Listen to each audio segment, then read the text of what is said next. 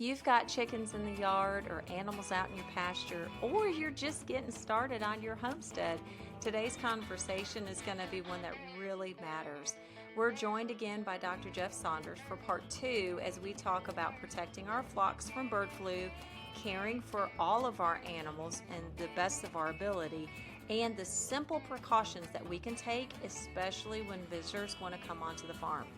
These are the kind of steps, the small steps, that are making a big difference.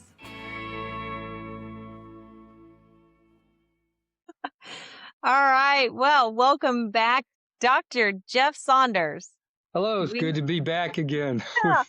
I survived the freeze. Yes.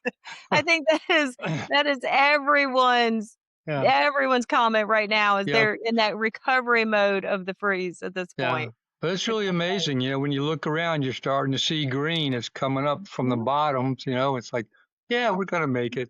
We're going to make it. Yeah. I was working out in my garden last night at the time of this recording. It was last night. And my tomatoes in my garden I thought they were gone. And I did the bad thing about trimming them back before the proper time frame to trim them back. But I went ahead and trimmed them back. And when I went out there yesterday, it's like somebody poured Miracle Grow on them or something, because all of a sudden poof, I've got plants everywhere. Yeah. Yep. Got a little bit of rain. There's nothing like water from heaven. I know. All the irrigation. And I went out. I was going to pull up the tomatoes. It looked like somebody just put a blowtorch to them. And I looked at the base, and there's all these new little tomatoes coming up. I'm like, hey, okay. Yeah, let them come up. Yeah. That is, it's exciting. It's exciting to see how Mother Nature, how Earth, how God just replenishes it back again. And, but I will, and I know we're talking influenza, bird flu part 2. So we're talking chickens today. But I got to tell you, when I'm out there in that garden and I'm pulling all those weeds that we had, I don't have a lot because we did a heavy mulch, but around the edge of the mulch, I'm pulling stuff out. Man, my chickens are so happy. Yeah. Yep. They are so happy. Yep. They are. When you watch them, they love this because the grass is shorter. Bugs are coming out. They can get to them. It's a happy crew. Yeah. They are happy chicks. All right. Influenza bird flu part 2. Wow. So I'll just do a quick update. In the last 30 days, as of March 19th is when this came out. The last 30 days in the United States, there's been 15.2 million birds destroyed. Indiana, Michigan, Pennsylvania, Ohio, Wisconsin was the other one. And they detected the virus in Queens, New York at a live market. And what a live market is, it's like you can go, it'd be like an auction on the downtown blocks, where you can buy and sell live animals. So it's called a live market. So they detected it at a live market in Queens, New York. Still a lot going on despite the cold.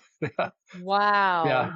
So it's an enigma, probably no end in sight at this point, but it's just definitely there. Nothing in the South at this point. We had some earlier, middle of 2025 in Alabama, but other than finding it in wild birds sporadically here in Florida, we've still been pretty safe.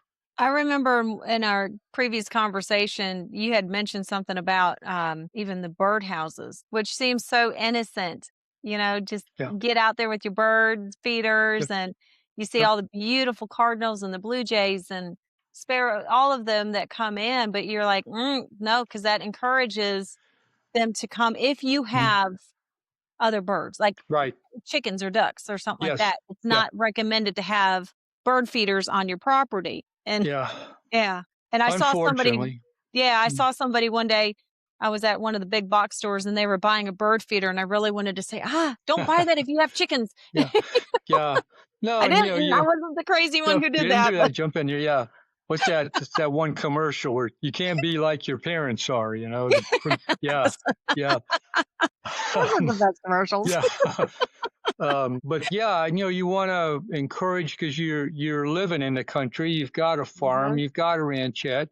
You want to, encourage nature, but at the same time, it can be dangerous, can be a carrier. So because a lot of the wild birds are not actually sick, they're just mechanically carrying it from one place to another. More of the waterfowl, ducks, geese, things like that are heavier carriers, but they get sick and die. Most of the other wild birds don't. What was the figure? It was like 1,700 wild across across the eastern seaboard that have been found dead did have the virus discovered. Whether they died because of the virus or they died with it, we don't know. We just know they found them. Yeah. So you just kind of have to sometimes be a little selfish and say, it's a chance. What's the risk? What's the odds? How lucky do I feel? But yeah, you just kind of don't want to do that. And then bird feeders also then invite like cats and things like that, that a bird feeders are like a feeding station for cats. It's like, oh boy, smorgasbord here. Buffet. Yeah. So it's just, it's one of those things that can snowball on you before you know it. So anyway, it's sad to say, but that's where we are now with it, that we don't really have the ability to prevent it through vaccines. We don't have the ability to treat avian influenza.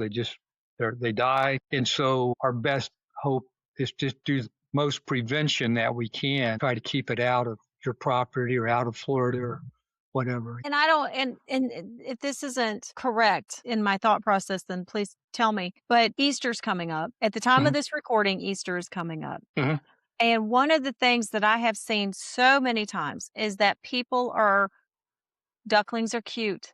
Chicks are cute. And having those little chicks or those ducklings in an Easter basket for your little ones is just so exciting. But they grow up. But the proper care and how you take care of chicks and ducklings, that's another conversation for another day, perhaps. But where my mind is going with this is, if you are going to be looking into getting ducklings or chicks for your family, what would you recommend the proper steps be in order? Sure.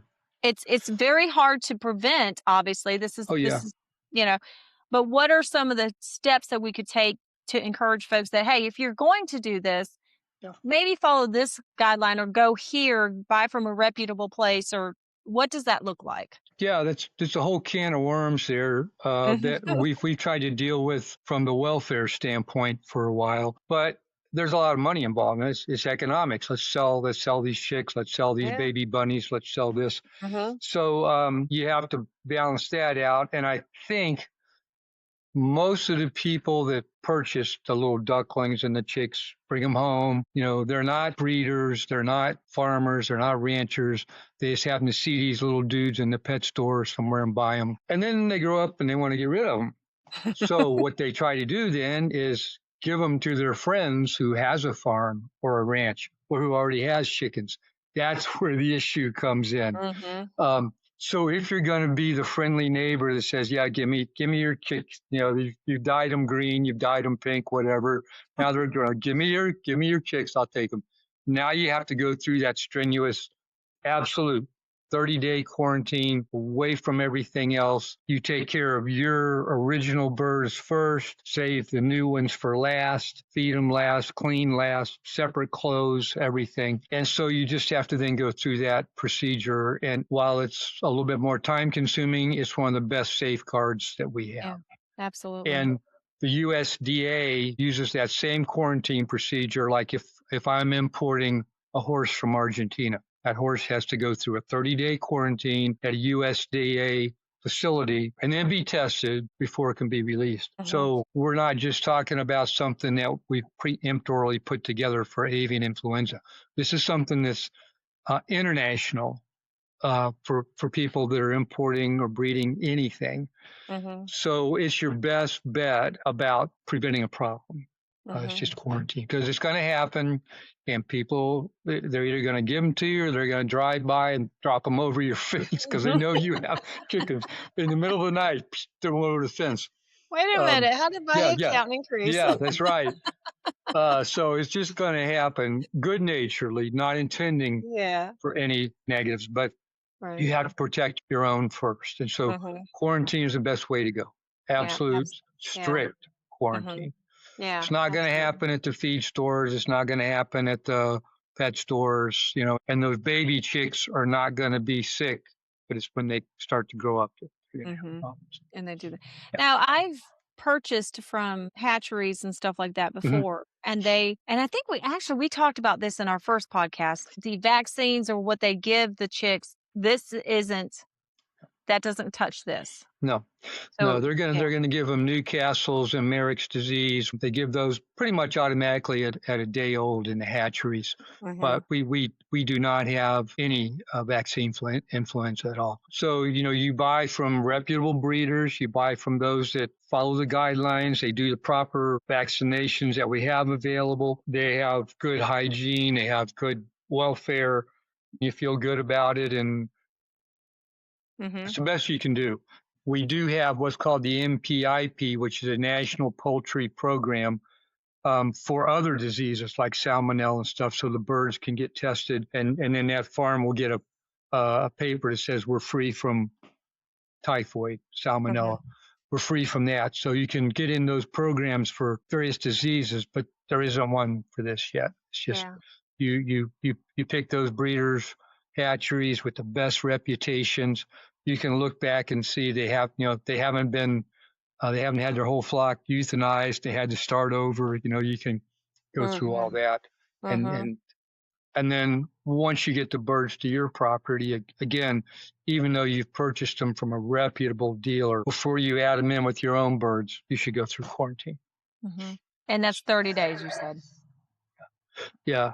People will cheat at 2 weeks, and you can, on some of the exams, you can read 2 weeks, but 30 days is quarantine. 30 days is quarantine. Yeah. And that's not just for influenza. Anything's going to show up. I mean, anything's going to show up incubation period wise. It's going to happen in that 30-day time frame. So that's why pretty much 30 days is the standard for almost any poultry, livestock, horses, whatever we're moving. And I remember in our previous conversation, you had mentioned that this is, unfortunately, it is stretching over to other livestock as well. It has been identified that way. So having that quarantine set up, or that quarantine practice set up with your own farm, is ideal in any capacity. Absolutely. And it doesn't matter. I mean, I know we're focusing on influenza, but if you went out and purchased some new goats, don't just put them in with your guys, you just never know. They may look healthy as they can be, and the next day one's dead. So it's not just birds. You have to do that quarantine. So this is a big issue we recently had to address with horses. There's a huge reining horse show in Oklahoma City. Everybody takes their horses, they do the event, have fun, win some prizes, then they come home and they put their horses right back in their barn. Well, they've just been around 2,000 other horses and all the handlers and all the stock and everything. So these horses came back from Oklahoma City, where they had been exposed, went to their barns in like 8 other states close to Oklahoma, and we had outbreaks of equine herpes at all those areas. Technically, if you go out to a show with your goats, you have goats, and you bring them back, you should quarantine them.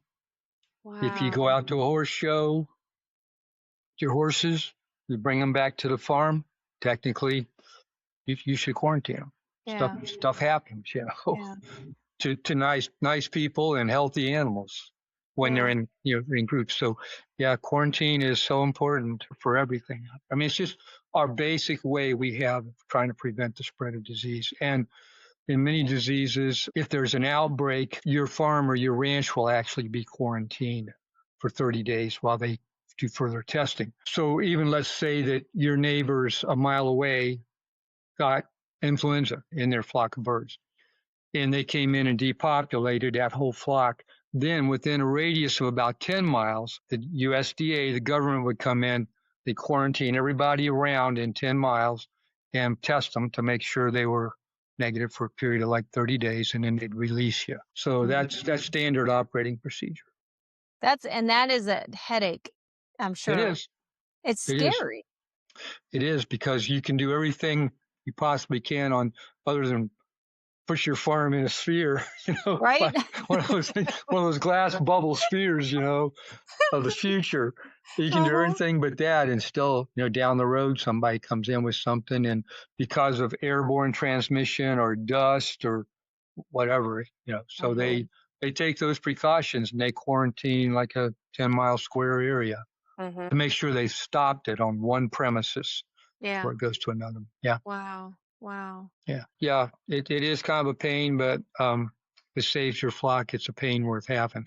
Yeah, it Yeah. is. It is, Yeah. especially if that flock is your business Yeah. Yeah.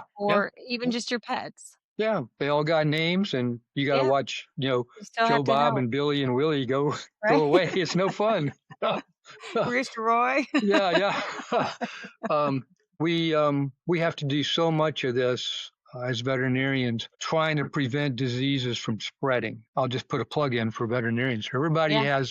Most veterinarians now just vaccinate dogs and cats and ferrets and take care of small animals. And that's how everybody knows veterinarians. But for those of us that do large animals, that was the original purpose of veterinary medicine, was to treat large animals, cattle, horses, sheep, goats, that were the lifeblood of America for Mhm. early years before we had everything else. They fed us, they worked for us, they were transportation.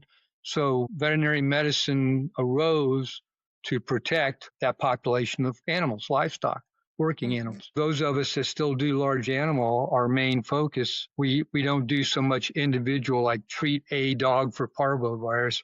We treat a herd of 2,000 animals with Mhm. preventative medicine. We don't rarely get to do like individual cow medicine. You do some, but majority of what we do is prevention. It's setting up different protocols and firewalls to try to prevent disease from taking place. A major thing that we do is we watch for diseases that are trying to get a foothold in this country. Mhm. Anthrax, foot and mouth, African swine fever. Those are Mhm. things that we would love to keep out of this country. Mhm. So anyway, that's part of what we have to do. It's our pledge is to try to protect our food population of animals and that.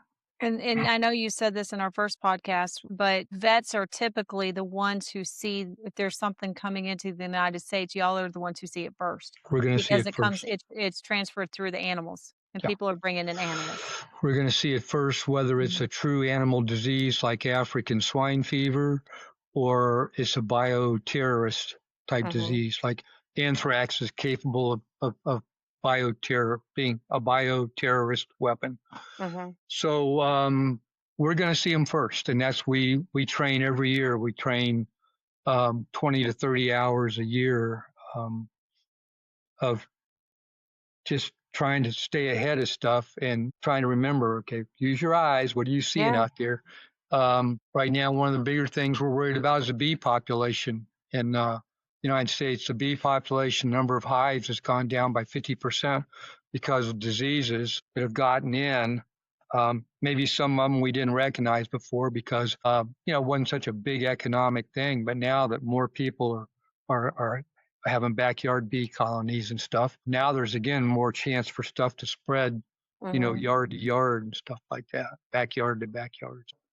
What are some things that folks like me or others that are listening that have the small farms or the small homesteads or have the backyard chickens or the backyard bees? What is it that we can do in order to, because you mentioned a lot of what the vets are doing and what y'all are trying to do to help the animals, but what Yeah. can we do to support you in helping our animals?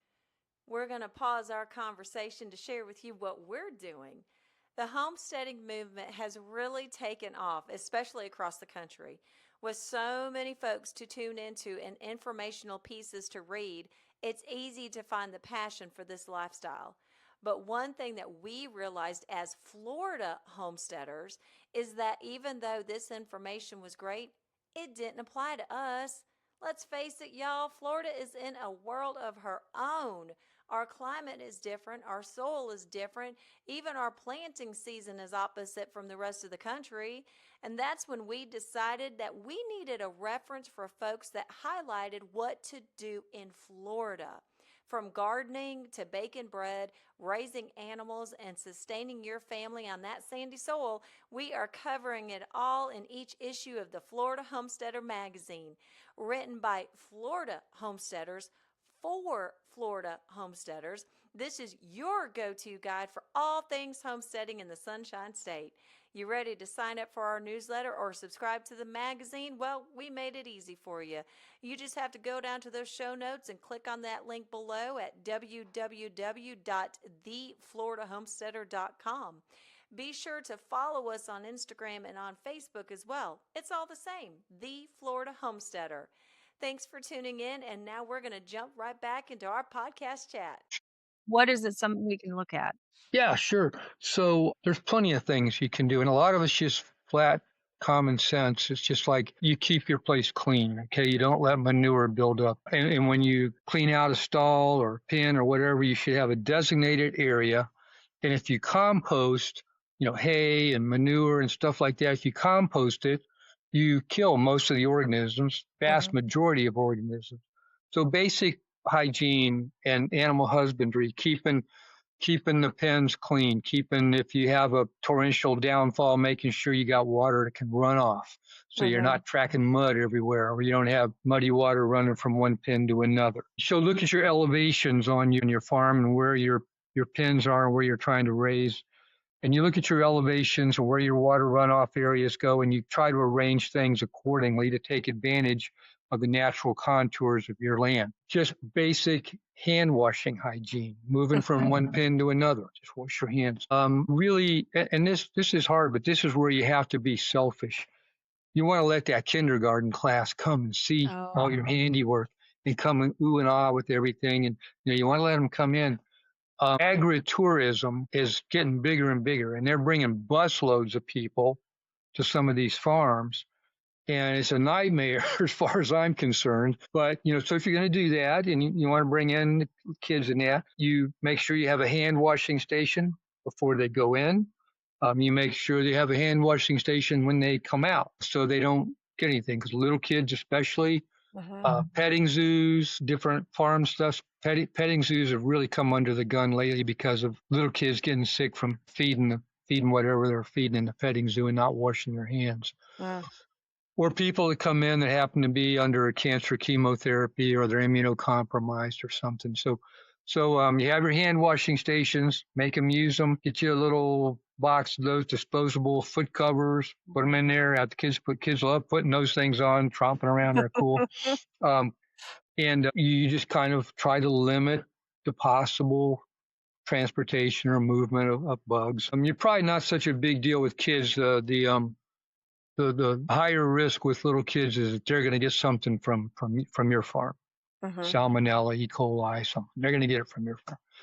The risk with the tourists all coming in on these bus loads or, your church group coming in is that you got no idea where they've been. Yeah.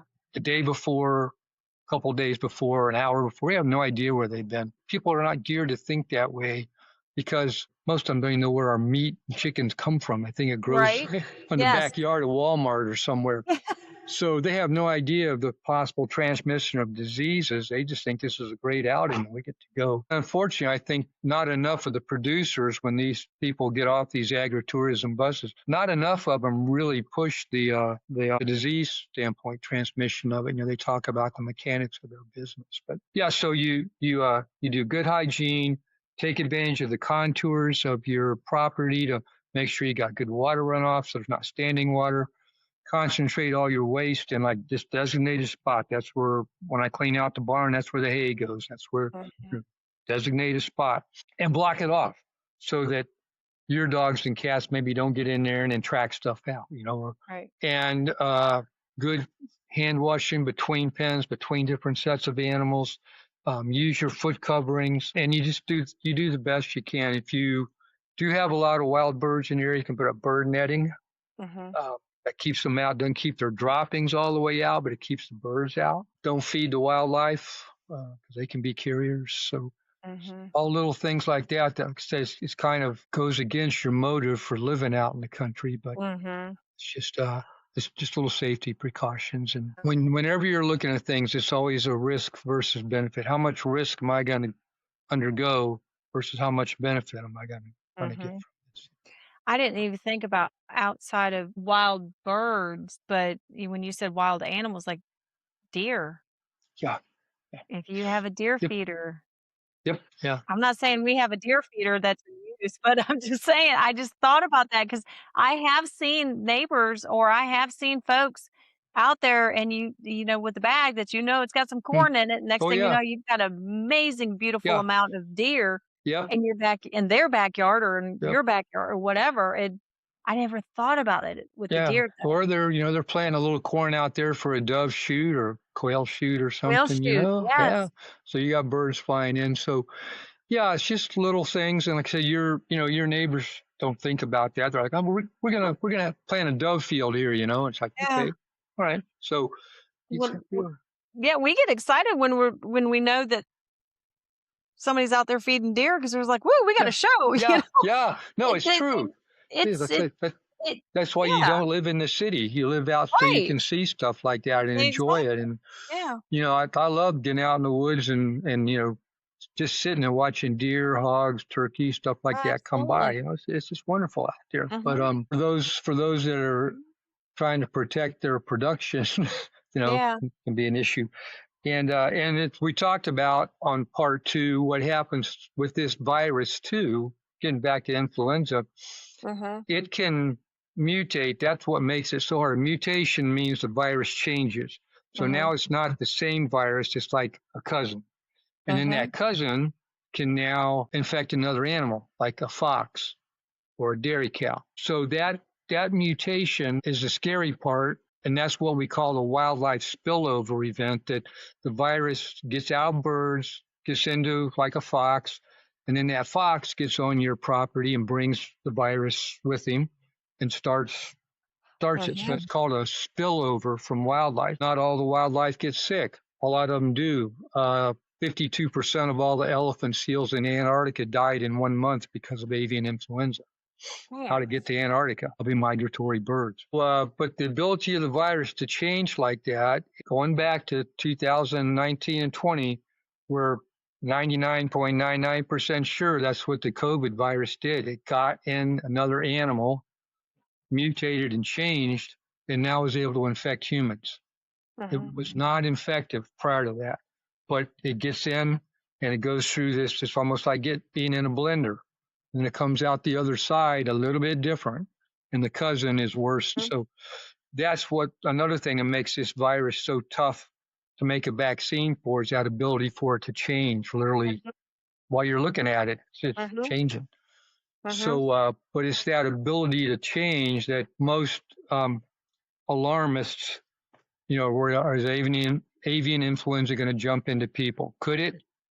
Yeah, I mean, it could. It could mutate and change.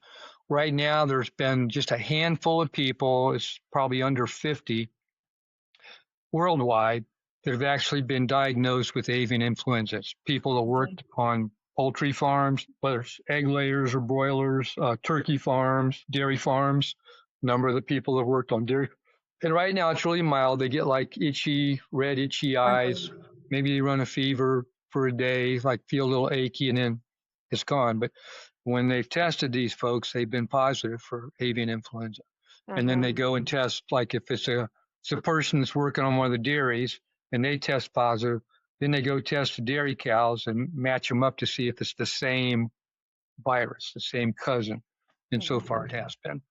Wow. But it shouldn't stop folks from being able to enjoy having birds or having chickens. This isn't a scare tactic to not do it. It is do it, enjoy it, have your farm, have your chickens, have your ducks, have all this stuff.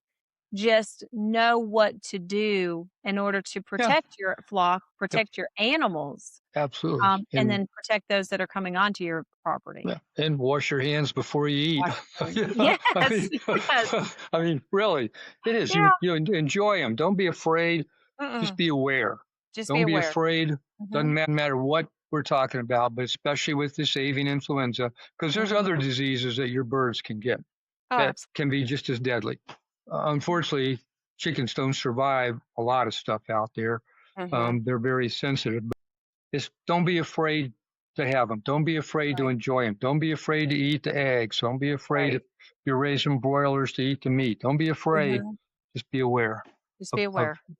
Just be aware out there. Yeah. And on the next article coming up, it's not about avian influenza, but talks about just you have to be sometimes selfish and just think and say no to certain things, like, your church group coming out. Yeah. Say no. So you have to be aware, and the precautions are there. You can do them all. Still have issues, but it just reduces your risk factors way down. Yep, absolutely. Yeah.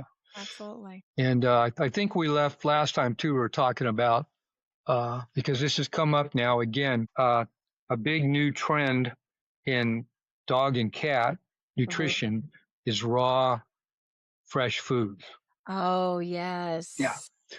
So those cats that live on dairies that, drink some of the milk off the floor, stuff like that, those cats have been coming up positive for avian influenza. And most of the cats actually die. They get sick and die. But now, because it's in the meat and in dairy, and maybe it's in beef, we don't know yet. Nobody's really tested them. But in these fresh diets and fresh raw diets, now there's been cases of animals contracting influenza from eating these raw diets. So if it's in the raw diets and you're handling the raw foods as you're feeding your cat and dog, there's chances for you to get exposed as well. Just for clarification, when you're saying raw, you're meaning raw. Yeah. But you cook the food, that's different. This is not cooked. People are feeding like raw chicken necks, and now you can go to the pet stores and they have fresh frozen, fresh raw foods. That's the new trend. And it's not good. There's a lot of bad things about it because we don't know how to do it right yet, but it's a new trend. But there is a risk factor there for cats, dogs, and people from both eating and handling these raw foods. So that's something else as a little sideline, that there still needs to be a lot of exploration there and see exactly what the risk factors are. But it's there. And there's been cases of it now. It's not widespread, but then we don't know, because a lot of the cats just wander off somewhere and die, and you don't know what they died from. Yeah. And then, the argument is, well, cats eat raw stuff out in nature. They catch mice, they catch stuff. Yeah, they do. But if they happen to kill a bird or eat a bird that's infected with influenza, now the cat can bring it to your property. If it's your cat that goes off property, comes back. So it's another reason why I said, the bird feeders are like smorgasbords. The cats are waiting for them. So they can be a carrier that way. Very simple.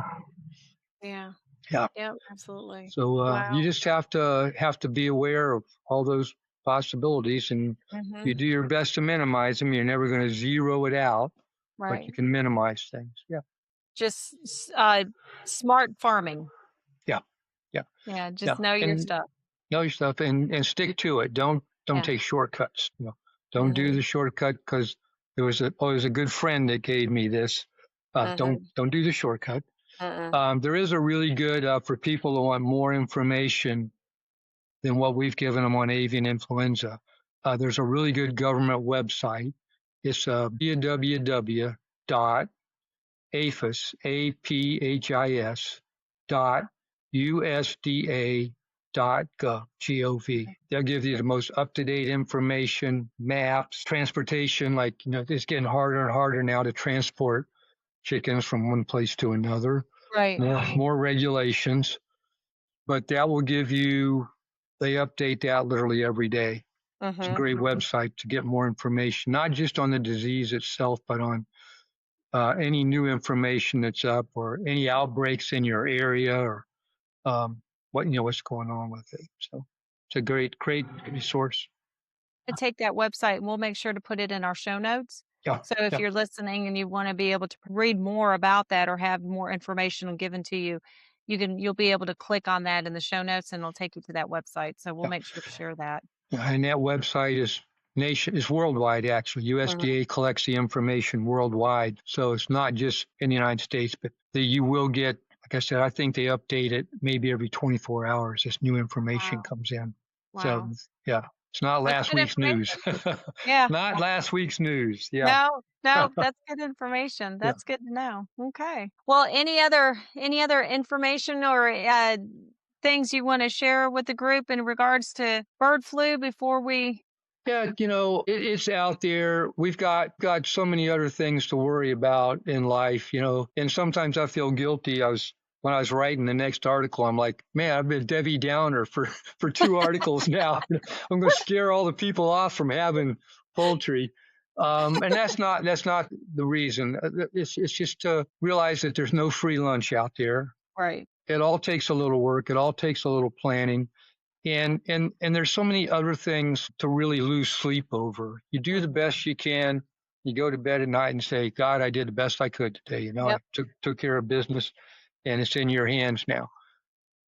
But we focus on avian influenza, but there's avian fowlpox, there's avian cholera, there's avian typhoid, there's Merrick's disease, there's Newcastle's, there's all these diseases, and the basics are the same as far as protecting your birds. Basics are all the same. So we could have inserted almost any of those diseases in there. Yes, there are vaccines for some of those because they've been around for years, but not everything can be prevented by vaccines. Just we don't have it, doesn't work, but it can be prevented by just thinking a little bit. What am I doing? What could I do better? What could I do different? Well, we had that big rain yesterday. There's this natural little river that runs right through the middle of my chicken coop. Maybe I can fix that, But just be realistic. It's not all roses out there. There's going to be bad times, and you just have to. If something bad does happen, or you do get that, you say, okay, now you got to sit back and go, okay, how did this happen, and what can I do to prevent it from happening again? Where did this come from? So you're always doing that kind of detective work and trying to think ahead and what can I do. And like I said, so bad things going to happen. It's not all rosy. And that's when you go to your resources, go online to the government USDA site, contact your veterinarian and say, hey, I got this going on. What can we do? Mm-hmm. And so all is not lost. You can dig it. It's just like how we started this conversation. We were talking about the freeze that happened at the time of the recording, which wasn't that long ago. Right. But it's just like that. You can't control the weather, and you might lose some things, and it may look really doom and gloom, and everything may look dead, but it's going to come back. There's going to be life, and everything's going to get back to normal again. And the same thing is with this. Mm-hmm. You're going to have good times. You're going to have those bad times. You're going to have that time of doom and gloom, and there's going to be death, and you're going to look at it like, oh my gosh, what did I do wrong? Yeah. But it's not necessarily that you did wrong. It is what can you learn from that opportunity or from that experience. So in the next freeze or the next flu or something else that comes around, you know how to handle it. Just be prepared. Be prepared. You just have to learn. It's like they say, mistakes are not bad if you learn from them. Absolutely. Yes. And you turn it around and you learn from it. Because we all made mistakes. You all do. Oh, daily. But you got to learn. You always look back and learn from that and say what happened. And that's the big thing is don't panic. I guess that's the other thing I'd say. If you come out in the morning and there's dead birds, don't panic. Just think through it logically. Say, okay, what do I need to do? First off, you need to find out what happened. You can't look at a dead chicken laying on the ground and say, well, he died from influenza or he died from fowlpox. The only way you can tell what that bird died from is to have it necropsied or autopsied by somebody that's an expert in birds, not just some guy down the street. Right. You need to know what that bird died from. Now you can jump into action and say, okay, now I can prevent. I do this. But you just can't panic, and you got to sit down and go, what are my next steps? Where do I go logically? Where do I take the next step? And work your way through it. But other than that, just have fun. You're doing this because you wanted to get out of the city. You wanted to watch your own food grow. You wanted to get away from the pesticides and the chemicals and hormones and all that. And those are not all panaceas. Even those big operations that have 1 million birds that vaccinate and use hormones and put all kind of stuff in their drinking water, they still lose 1 million birds. Yeah. They still do. Risk of it's a risk of agriculture. It's an inherent risk. You're going to lose a crop. You're going to lose animals. It's just an inherent risk. Every year And, there's going to be something. Yeah. And there'll be something new. There'll be something new. Yeah. This too will pass. There'll Yes. be something yeah. As the prophet says, this too will pass. Yeah. So, oh my gosh. So enjoy living in Florida and being out. Yeah. I talked to some guy Monday, he's going home to 3.5 feet of snow. And I'm like, okay, all right, yeah. I'm not good with that. Yeah. So enjoy what you have down here and get outside and just have fun. Have fun with what you chose to do. Absolutely. I agree. Yeah. Yeah. Well, on that note, thank you for joining us again. I'm excited for this next article. I got to sneak peek again at the time of this recording. Our May, June issues getting ready to come out. Cool. And so we appreciate you just sticking with us and sharing that insight that you do, so you can follow along. And if you are a subscriber to the magazine, you will see Dr. Saunders' articles every issue, and he shares this amazing wisdom with us on what we can do, and we're grateful for that. So thank you. It's fun for me, and I enjoy it. So hopefully I'll have more fun articles in the future. It'll be great. It'll be great. All right. Thanks, Miss Jamie. All right. Thank you. That's what homesteading in Florida means, and that's the story that we're proud to share in the Florida Homesteader. Thank you so much for joining us today. Be sure to subscribe to our channel, share this episode with a friend, leave us a rating, and check out our magazine, the blog, and our YouTube channel for even more Florida homestead inspiration. Until next time, keep growing, keep preserving, and keep the homesteading spirit alive. Y'all come back now.